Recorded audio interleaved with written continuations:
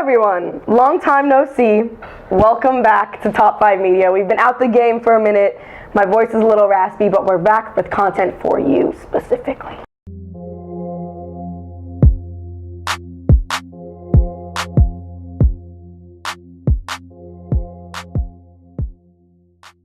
So today we are joined by the lovely Kaiya from UCLA soccer. Do you want to introduce yourself, your name, major, Yes, I will. So my name is Kaiya McCullough. I am a third-year student here, and I am currently a political science major. That's about it. So I actually just met Kaiya today, but I saw her speak at an Athletes in Activism event that we had at UCLA, and it was moderated by Carrie Champion, and then there were some other really cool people. One of them was the curator of sports at the Smithsonian, I think. Another one was a head of the sports department at UCLA. I don't know what the proper term is. And another one was a pro football player. And so, Kaiya, you actually started a little bit of your own movement here at UCLA. Why don't you tell us a little bit about that? Because it's very relevant to the climate that we're in today. It totally is. So I decided, I think 2 seasons ago, last season, to start kneeling in solidarity with Colin Kaepernick. And I guess it was a movement, but it really was just contained within my team and really just was my way of expressing my discontent in the political climate today. And it definitely has been a way for me to express my beliefs here on campus, and I'm really happy I did it. So I'm curious about your identity personally.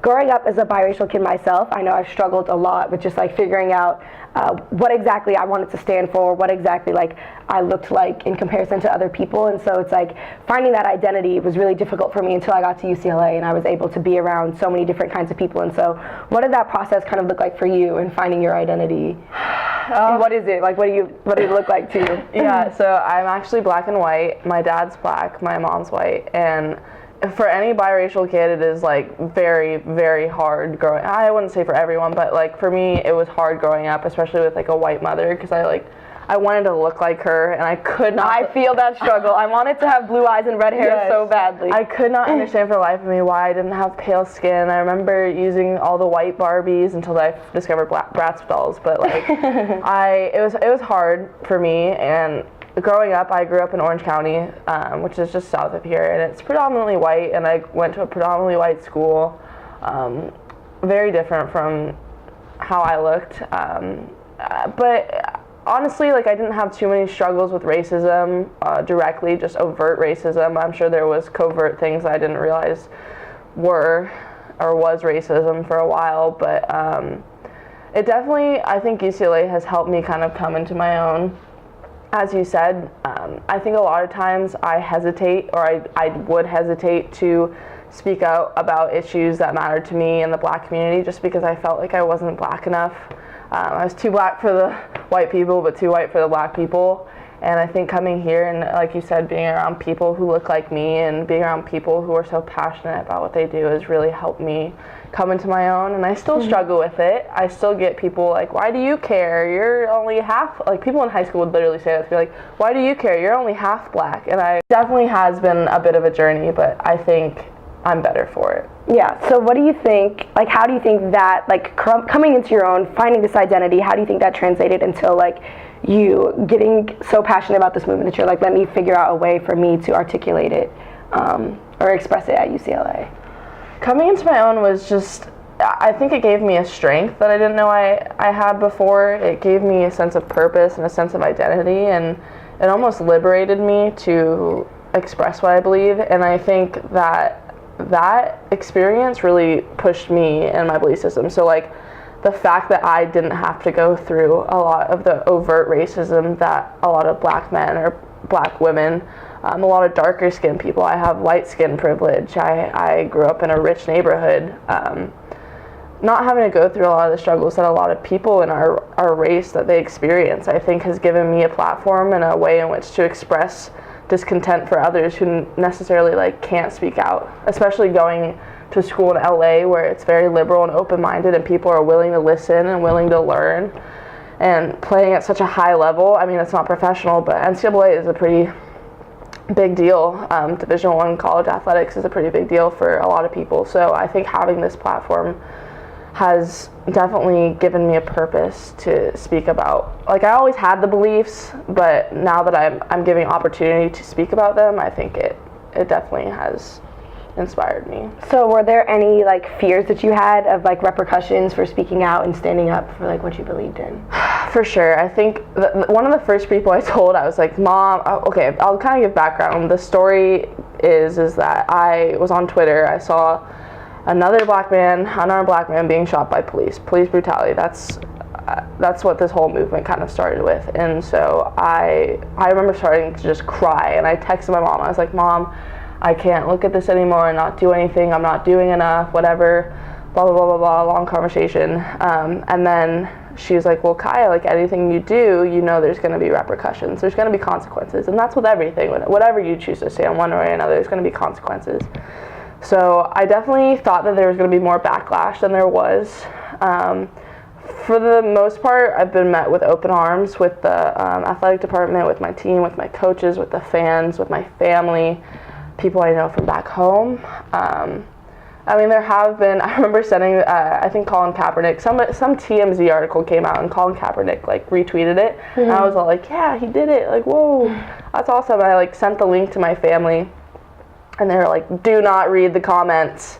And I was like, what? Like, of course I'm going to read the comments now that you said that. And there was very racist, hateful rhetoric that people were saying. And it honestly shocked me because nobody would ever say that to my face or I've never experienced that just super overtly, like I said. And so there definitely have been mean insults and stuff like that, but it's kind of just water off my back. And I think it's water off the back for a lot of the people who are participating in this movement and also standing up for what they believe in. It's kind of just part of the territory that comes with speaking your mind. People are always going to disagree.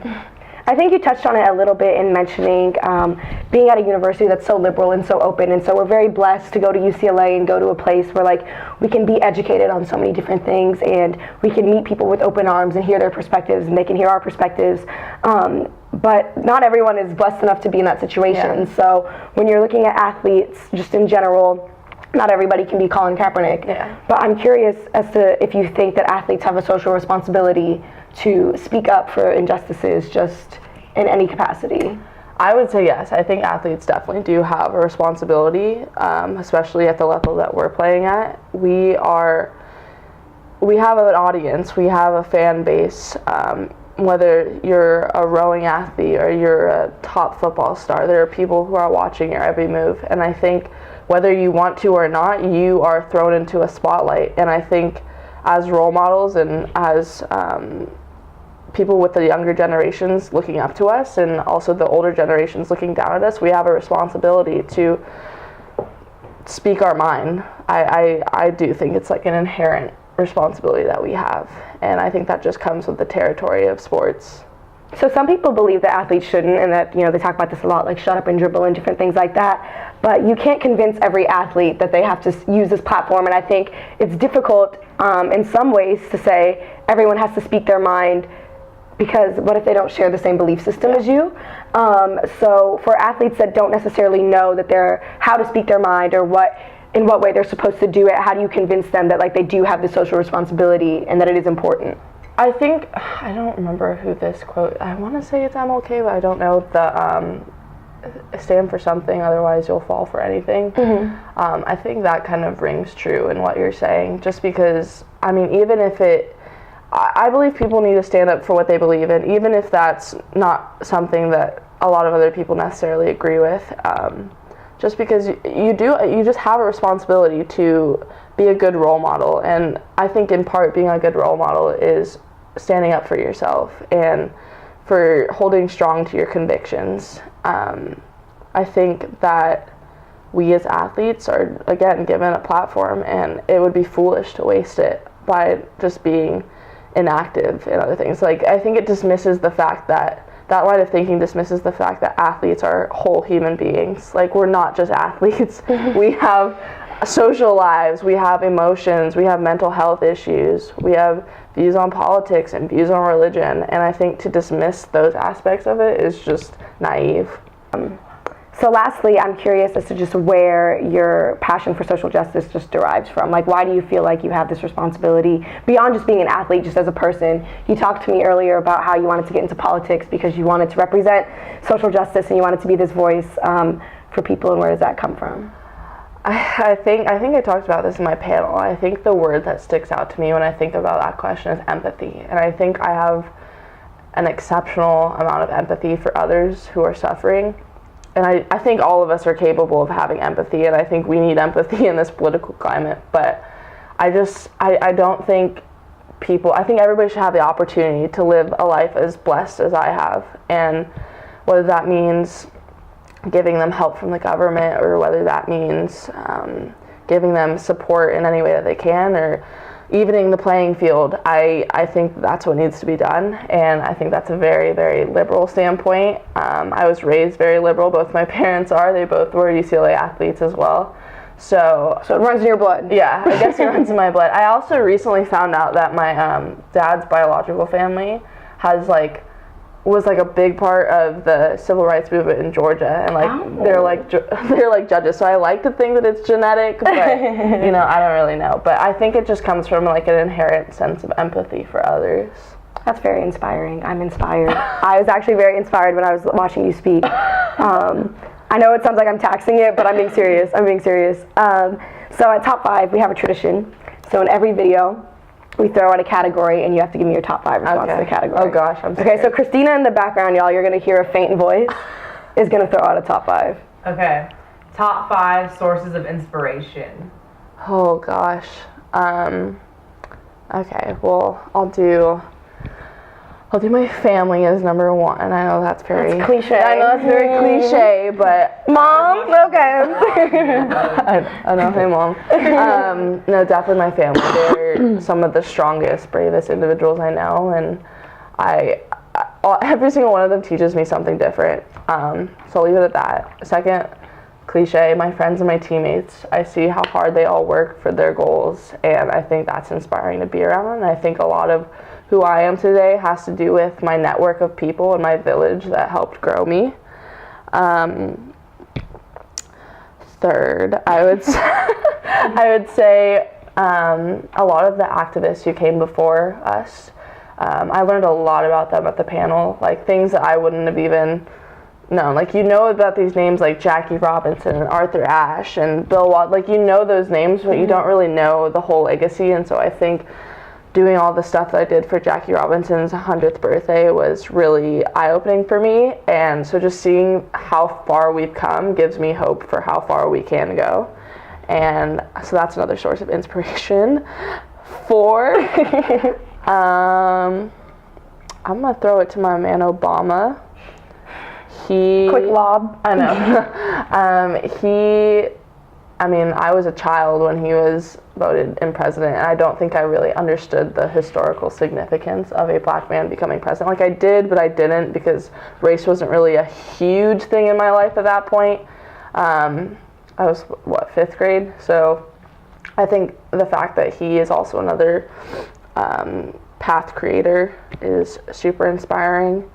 And 5th, I would say, I know I said my family before, but my younger brothers. So my parents are divorced, and I have one half brother who is white and one who is black. And I think about how their experiences are going to be different. They're only 3 years apart, I think. But I just know that when my black younger brother is going to be a teenager, he's going to have a completely different experience than when my white younger brother is a teenager. And so I think that I personally feel like I need to fight for a world where I shouldn't have to worry about one of my brothers more than the other. So we have very similar storylines. I also have a half white brother and a half black brother. Yeah, and you think that's a scary thing. I shouldn't have to worry about one of them more than, I would do anything for those kids. My gosh. So when they're watching this, just know, this is for you. Well, thank you so much for joining us. Thanks for having me. Everyone be sure to follow her. We're going to put all her information below.